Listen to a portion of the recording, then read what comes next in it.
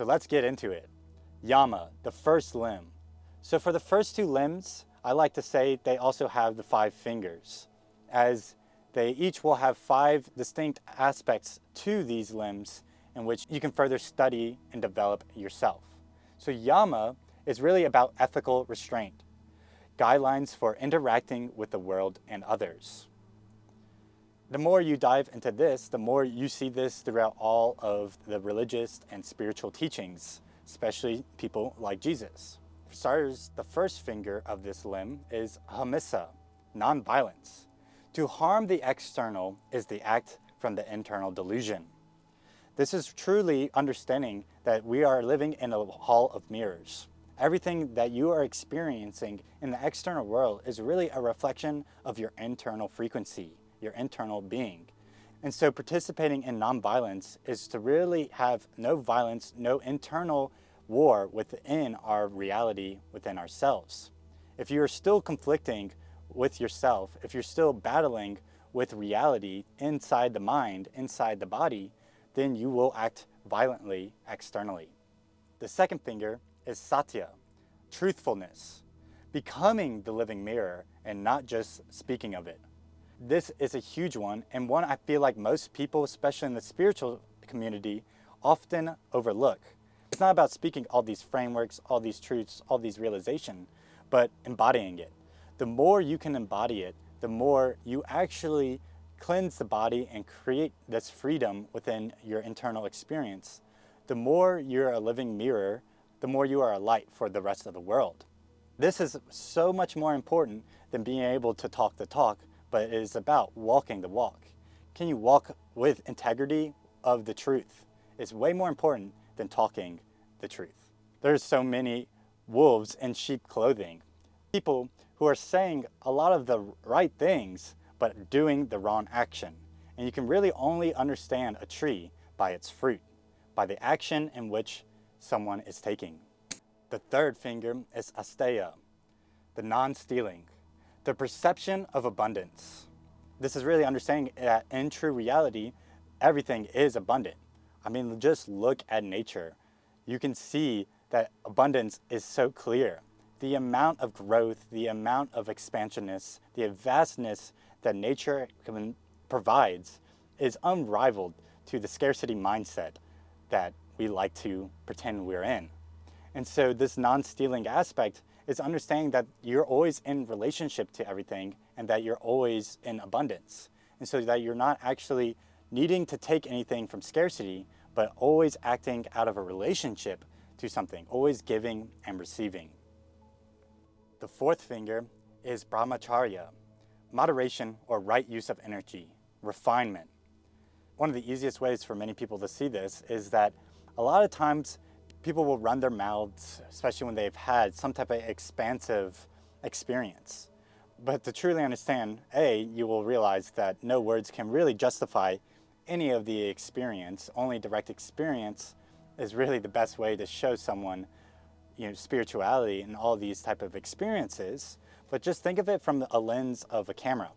When you are in a beautiful nature spot, when you take a picture with your camera, it cannot do it justice. And so learning to refine your energy so that you can operate more efficiently is a very important thing. So for example, you're not taking a lot of photos of this nature, but finding the one part, the one point, the one angle, the one textures, the very specific way that really can help encapsulate what the journey of that nature spot is. And this can be said throughout all your experience. Learning to be refined with your energy in all sorts of ways is going to be very beneficial. This will help stop burnouts. This will help stop dark nights of the soul. This will help in so many ways, and I think is a very slept upon aspect of the spiritual path, and especially the 8 limbs. Yamas and Niyamas, while being the foundation for the 8 limbs, are usually often overlooked.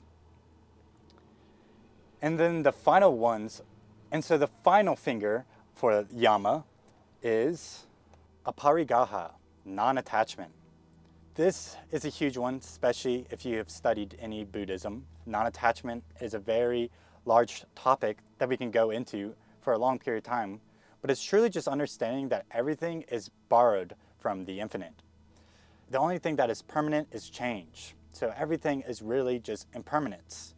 And so when we truly understand what non-attachment is and this understanding of impermanence of reality, then we can really start to find the middle path in which we want to operate in. So what is non-attachment truly? First of all, it's not being attached to the false natures and false beliefs that are created within the mind. So learning to see reality in the present moment, not through the thoughts, not through the stories that are made up, but seeing it as it truly is one step towards non-attachment. But it is also not being detached. So oftentimes people, when they're trying to become non-attached, they become detached from reality. So they start spiritually bypassing their emotions, even though emotions are just your energy and motion. So they are true, they are part of reality. And so to learn to be non-attached is to learn to respond to your environment rather than react. If you're still reacting to your environment, this can be fight, flight, or freeze. And a lot of times, detachment becomes one of these things, and same with attachment. If you are in survival mode, you are going to want to be attached to your life. You're going to either want to freeze if you're having a lot of negative emotions that you don't want to feel. You might even try to fly away when you have so much attachment towards an outcome. For example, say you're in a relationship that is not working out, but you still have so much attachment to this relationship, even though both parties understand that this is not working out. You're going to start either detaching yourself or attaching even harder in the relationship. You're either going to be grasping way more for the other person in the relationship, or you're going to fly away. You're going to detach from the relationship, creating more separation rather than if you're not attached and seeing the relationship as it is. You'll understand when the relationship is no longer net beneficial, you would take the appropriate steps in reality to either remedy this fact, say it out loud, whether it be remedying the fact and creating a stronger connection of unity, or understanding that the paths are not meant to stay together forever. This is responding to reality through non-attachment. I can go on forever about non-attachment. This is one of the largest aspects of the spiritual path, is learning to be non-attached. This is finding the middle path, the path of life, as Jesus says.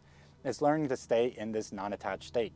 This does not mean you're detaching yourself from reality. You're fully feeling everything. You're feeling all your emotions. You're feeling all the physical aspects of reality. You are so deeply intimate with your experience when you're not attached, because there is no illusion to your thought processes, to your experience. You are wielding the mind appropriately, and so you're in the present moment, and so the taste of food is so much more delicious. Your experiences with other people are way more intimate and energetic. The wind touching your skin will send you into ecstatic tears of bliss. This is where you're hitting non-attachment. Now let's move on to Niyamas, personal observance. This is about internal disciplines for self-development. This is really talking about going inwards, introspection. Something that most of the modern world is missing is going into introspection. This is kind of complementary to Yamas. And so at the bottom here, I say Yama dissolves karma, but Niyama refines dharma. So this is a very important aspect of this dual nature of these things. But like Yamas, Niyamas also have 5 fingers. And so we'll go through each of the fingers to really understand what the practice of personal observation really means. So the first finger is Socha, cleanliness and purity, vibrational clarity so prana can flow freely. So this is really just understanding the purity of your internal environment. One of the analogies I always like to refer to is that you're kind of cleaning out the closet of your internal being. So thought processes that are running, false stories that you're being told, all these ideas that you've been programmed with through the ages, you kind of need to unlearn a lot of these processes so you can kind of be in that non-attached and present moment. This is what it means to have a purified energetic center, a purified vibrational standpoint. You kind of want to just be the most authentic self that you can be And that means you must unlearn all the programs, unlearn all these things, or clean the closet. The second finger is satosha. This is contentment, the silent joy of the soul resting in the now. Contentment is not always the best word for this, because contentment is usually used as a way that you have sacrificed something just so that you are okay and not interrupted and not feeling disrupted in your experience. Rather, this is just understanding that the underlying aspect of everything is just the silent joy, is this unconditional love that reality really has. I mean, this can be understood that if you really look at reality, you can't name one thing that is separate from another. This is showing that reality, the universe, is really just all unified. It's all in relationship to something else itself. And so what this limb, this finger, is touching upon is this aspect that when you really go fully inwards and you unravel all these things and you find the point of unity with everything, you'll find this unconditional love, this joy, where you can sit anywheres and have full bliss and full joy. Everything in your experience is blissful. Everything in your experience will feel joyful, because this is the natural state, a childlike curiosity, this childlike play with the universe. The third finger to this limb is tapas, discipline or effort. This burns away the shadows of illusion. This is a very important one, to put in the discipline, the effort to burn it away and dissolve these karmas. You really can't co-create anything in reality without actually repeatedly showing the universe that this is what you want to do. This is what you want to create. And same thing with personal observation. If you're only introspecting in very small occasions, like if you had a crazy experience that you're trying to integrate, or only when you're sitting on the mat do you introspect, and not in the everyday action, then you will quickly see that you'll quickly find out that life is not going to give you all these crazy experiences and things that you want to manifest, or crazy energetic expansions. But if you're constantly in an effort of discipline, of introspection, of personal observation, in a state of meditation, then you'll find all these other things about the 8 limbs, like the contentment, like the cleansedness of authentic vibration, and all these other things that will come too with discipline and effort. Now, to touch upon this a little further, I would like to say that discipline is a very great tool, but a lot of times people are doing discipline out of some sort of sacrifice or some sort of negative scarcity mindset. Like they will continue to do something because of some sort of hate towards themselves, or this fear for something. Now, if you do it out of the more feminine side of discipline, devotion, you are doing everything out of love. And with true devotion, discipline becomes effortless. So where, as I was explaining tapas as discipline or effort, you really want to, balance this out with devotion, with bhakti yoga, which I'll explain later, so that it does become effortless effort, where you are having this crazy amount of discipline all through the lens of unconditional love, of devotion. Devotion to your life, devotion to your loved ones, devotion to whatever your dharma desires. Now, the fourth finger of this limb is svadhyaya. This is self-study, reflection, introspection. To know thyself is to see God studying God. So this is kind of to reiterate a lot of the Niyamas, but really to continue to always self-study. I mean, truly, we are just a scientist. We're kind of just always collecting more data to truly know ourselves. And so learning to deprogram a lot of these ideas is also a study of the self, because all these programs are the study of the collective consciousness, which is you. You are part of the collective consciousness. So seeing everything from an observation state is truly how you can study yourself in the meditative state. This is where reflection and introspection really become very useful, because sometimes people think of reflection and introspection and they kind of just play out the story multiple times. And while that can help dissolve the karma, the really more beneficial part is when you are in that observation state, when you kind of become not attached to the story that's being written right in front of you or reflecting right in front of you, and see it from a third person point of view where you're not in the story entirely and able to really study the way in which you act, the way you respond, the way you react. This is super important to know yourself, and the know yourself is kind of the name of the game. I mean, we're all God, we're all this one consciousness looking at mirrors to further understand who we are, what we are, why we are. This is kind of just the name of the game. So this is why this self-study is an endless practice and a very essential practice. I mean, you can kind of take a lot of niyamas, a lot of these ideas of niyama with just this one concept. But obviously, you don't want to forego the other fingers of this limb because they're all very beneficial. And so now, the last finger of this second limb is Ishvara Pranayaha, surrender. Probably butchered that one, but surrender is one of the most important concepts that someone can really understand for the spiritual pursuit. When the doer dissolves, only the divine action remains, connection to a higher power. This is kind of what surrender really does for the individual. Logic can bring you so far.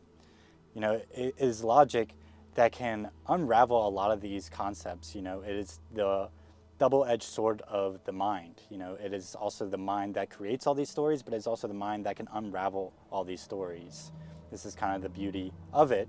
But logic only goes so far. You know, once you can get to the edge, to the point of realizing that everything is dual, what makes it so that you have a direct experience of non-duality, of God, of the universe, of unity? And that is surrender. Surrendering is the final step to any sort of realization, any sort of direct experience, any sort of way you want to act in this world is to be in full surrender and full flow and effortless effort with life itself. Surrender cannot be overstated. This is the biggest lesson that you will continue to learn and deepen throughout your spiritual journey. It is always about surrender. Where are you holding on to concepts, to false beliefs, to control, to attachment, to lack behaviors? Why are you not just surrendering to life? I mean, just look at it. Where in your life has it not given you exactly what you needed at the moment? Every lesson that you've been taught, every decision that you made, the universe, life, just keeps giving you exactly what you need to know yourself better. Every experience has gotten you further to understanding yourself. And so this is where you can really understand that surrendering allows the friction to be joyful, allows all these aspects of your experience to really find that flow state. And this is such a magical experience when you can find that flow state, when you surrender to the universe and you start to dance the dance with life itself and become a co-creator rather than someone getting knocked around in the storm.